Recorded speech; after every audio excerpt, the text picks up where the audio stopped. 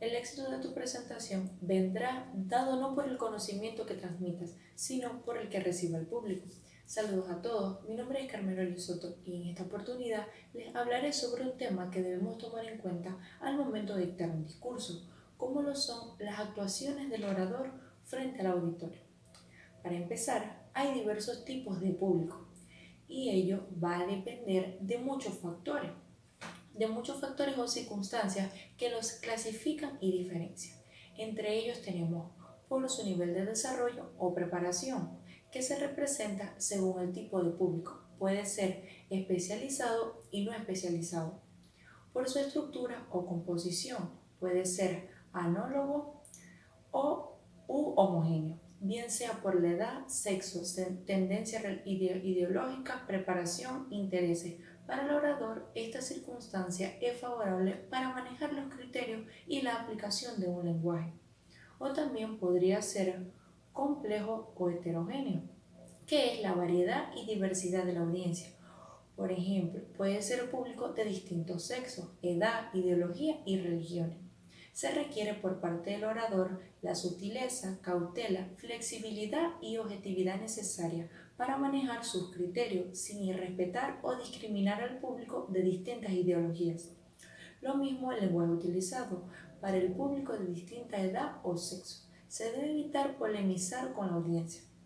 Por su espacio se clasifica en asistente, que es cuando el público asiste a la presentación de la ponencia del orador, y ausente, que a través de un equipo técnico de audio o visual informa o percibe el contenido de la presentación. Por su motivación se representa según el tipo de público, que puede ser interesado, es el público cooperador que quiere participar y aprender, y el no interesado es el que asiste por deber y que no le gusta cooperar para participar y aprender. Se requiere por parte del orador paciencia y la aplicación de técnicas de motivación y creatividad para despertar el interés de la audiencia. Este tipo de público es el que, aun estando presente, pertenece al tipo de público ya mencionado con anterioridad, que es el público ausente, que está presente de cuerpo pero de mente aislada al hecho de la retórica. Este es el tipo de receptor con el cual el orador debe trabajar y atender un poco más para lograr su interés y motivación. Por otra parte, todo orador debe tener siempre presente qué es lo que el público espera de él, y entre ellas se pueden clasificar las siguientes. Debe hacerse sentir frente a su audiencia, observándolo. Debe ubicarse en un lugar visible donde todo el público pueda captar su presencia.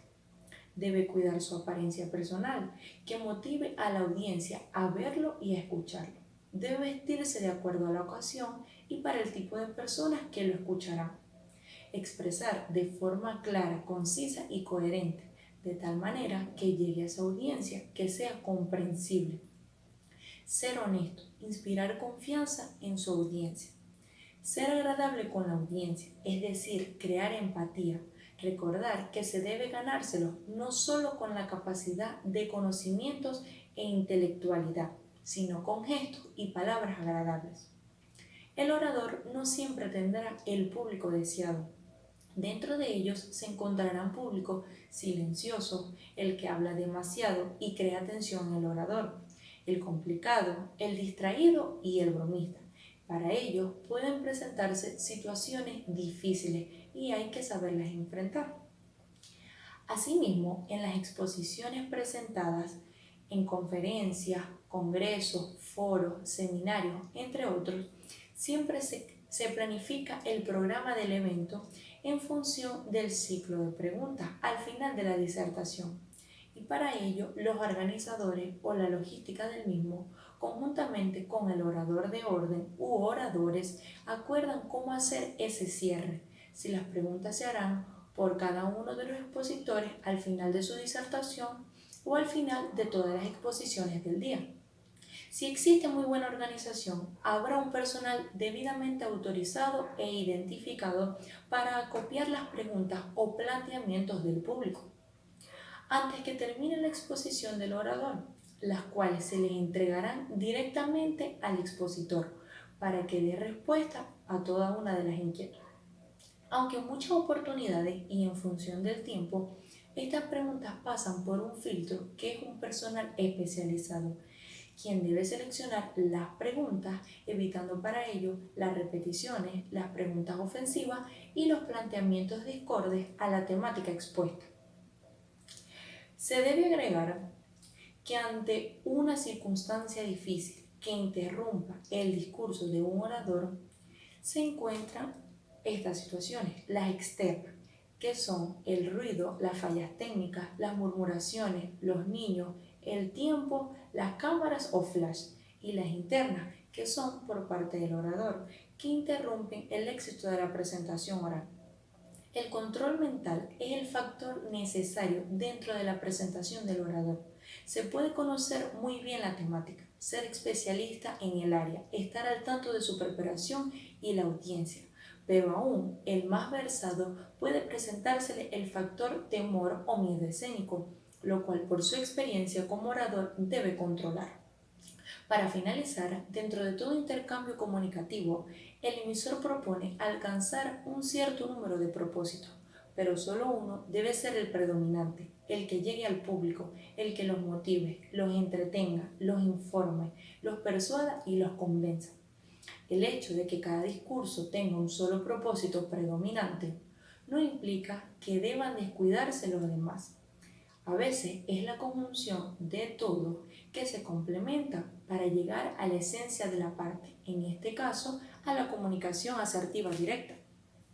Asimismo, entre los géneros y medios de comunicación directo más comunes se encuentra el seminario, que es el medio de comunicación eficaz, que tiene por objeto reunir un grupo afín para cambiar informaciones y experiencias.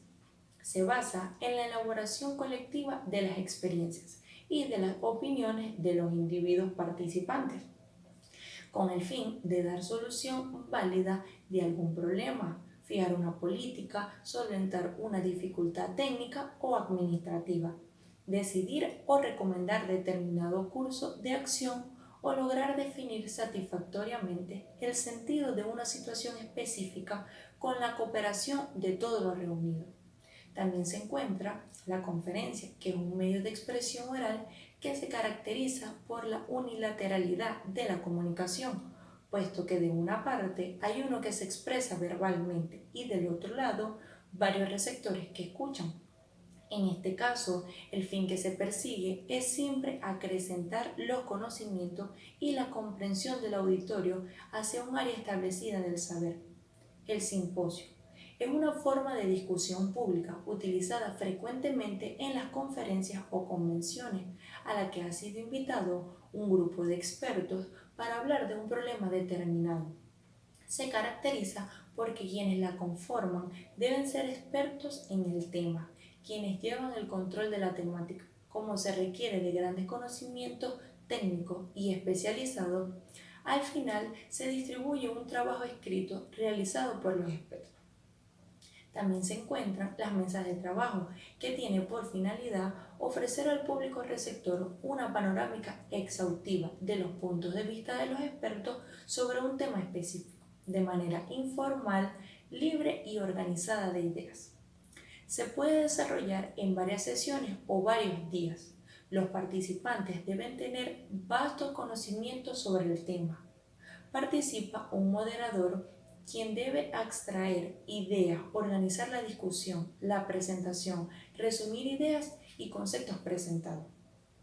Los foros es una reunión de conjunto de expertos o especialistas de un área determinada que intervienen de manera unilateral en un ciclo de ponencias sobre una temática seleccionada, donde cada experto maneja sus criterios desarrollando y defendiendo sus criterios y argumentos. Se presentan los congresos, que es una reunión de expertos, jefes de Estado, entre otros, para tratar asuntos que le interesan o que le afectan, dispuestos a examinar y a solucionar problemas, bien sean políticos, económicos, sociales, jurídicos, militares, religiosos e internacionales. Hay diferencias de jerarquía organizativa, aun cuando manejen iguales o adversos criterios. Se presentan las convenciones, coloquios o asambleas. Las convenciones o asambleas también son conocidas como coloquios. Son reuniones de un número considerable de participantes vinculados con un propósito común y seleccionados por un comité de planeación o de dirección como oradores calificados profesionalmente para llegar mediante una exposición democrática de ideas y circunstancias a conclusiones determinantes en torno a un problema o temática de la convención. El debate es la confrontación pública de dos expertos que bajo la guía de un moderador sostienen tesis que chocan entre sí sobre un tema conocido. Aquí cada uno de los ponentes que presenta su tesis trata de defenderla a toda costa, contra todo y contra todos, por lo que él o los partidarios de la tesis opuesta al combate la contradice con todas las armas a su alcance. Y por último, el conversatorio. Es una charla pactada para hacer referencia a un determinado tema o ideada con otro objetivo. De acuerdo al contexto, el término puede referirse específicamente a una rueda o conferencia de prensa, una mesa redonda o a un encuentro para dialogar. A mi manera de ver, estos son factores que debemos tomar en cuenta todos al momento de dictar un discurso, porque todos alguna vez en nuestras vidas nos tocará exponer un tema en público y debemos estar preparados para todas las situaciones que se nos puedan presentar. Por ejemplo, en el caso de que nos toque un público no interesado, debemos buscar la manera de despertar ese interés en ellos y que la información pueda ser percibida de buena manera. Muchas gracias.